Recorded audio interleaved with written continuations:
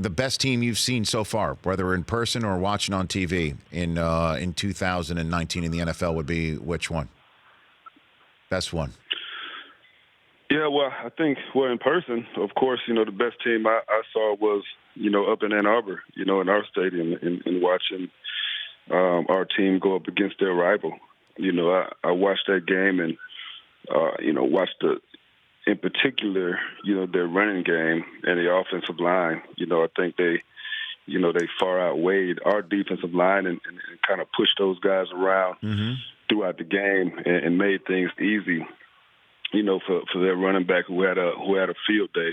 And then Justin Fields, I thought quarterback-wise, man, I thought all season long he was as steady as any quarterback in the game. And I just have, to me, I have one visual of him, and that's him going into the tent and, had his knee, evaluated, and then he comes out of the tent, and in the very next play, he throws a touchdown. That's the kind of thing when you play this game and you know how tough it is, how hard it is to go out there and play through injury, to see a kid do that, that was pretty special. Now, when you were, by the way, first of all, great way to talk about the Buckeyes without saying their name. I really appreciate that. I picked up on that, Charles. Were you sitting next to Urban watching that game? Was that happening? Were you with him? Yeah. For a part of it, absolutely. And then you had part of it, especially late in the game, as we're getting ready to do our post game. I was sitting next to him, and what do you say? What do you say, to a guy who was 7-0 against you, and then all of a sudden you're sitting next to him, and they're going for 8-0, and your team is out there getting spanked. That's an uncomfortable position to be in. Well, Charles, I broadcast the draft with Urban Meyer in Chicago a few years ago on night 2 when Ohio State set the record for most draft choices in the first 3 rounds of an NFL draft, and Michigan had yet to have a single player drafted. And every single time I looked down the set, he gave me a smile. I don't know if it was out of sheer pity, is the only word for it. He gave me his number. He said, "Hey, I'll come on your show anytime," and he did. He actually did, so he's a man of his word. Yeah. That was not fun. Yep. That was awful. And so I feel you, Charles. But you knew that. Yeah, no doubt. So what? I guess then the door's open here. What can be done to get Michigan back on this footing that we know, that you had them on in the mid to late 90s? But what can be done as their signing day is beginning to roll in a little bit today, Charles?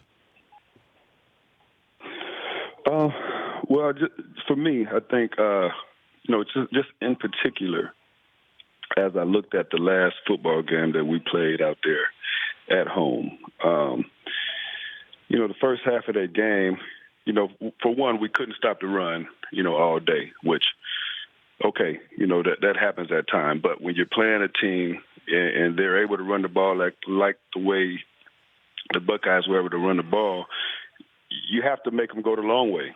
So, yeah, if they can run the ball, you let them get 5 here, maybe 3 there, but you make them go the long way. What we continue to do in that game, whenever we're playing those guys, we continue to give up big plays, and then when we have opportunities to make plays, we kind of squander them off. And, just going through the game, I remember we scored the first touchdown. We scored a touchdown, get 6, and all of a sudden we missed the extra point. And then we go to we couldn't get off the field on third down. And we finally got off the field on third down. We come in, it's 4th and 5, and we jump off sides on a punt and give them the ball back. And then the very next play, touchdown. They throw a 50-yard pass down the field. I think it went down to the 2 or 3 yard and then Dobbins ran it in. And then they ran it in. Yep. And then he ran it in.